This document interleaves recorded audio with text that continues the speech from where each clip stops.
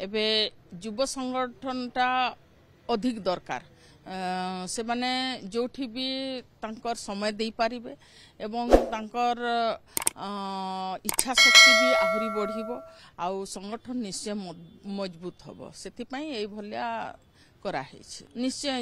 अधिक रु अधिक तैयारी हेबे आउ संगठन भी मजबूत हबो। मानस मंथन कहले देखंतु हमर एठू जेतिकी भी मंडल रु जेतिकी हमर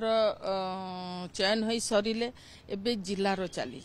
तो जिल्लार हिसाब रे सेटा हमर सेंटर रे जेमिति हेले तांकर ना गाँ सबू जाए आउ सेठू फेरी काहाकू देबार अछि कोन अछि सेटा हमर शीर्ष मंडली ही तांकर चयन करिवे निश्चय आउ के तार माने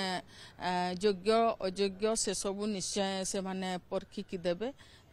आउ से अनुसार तांकर करिकी देबे सेटा सेंटर जाइछि बोधे आउ हाँ निश्चय निश्चय जाइथिबो काहेकि ना एठू तो जिल्लारू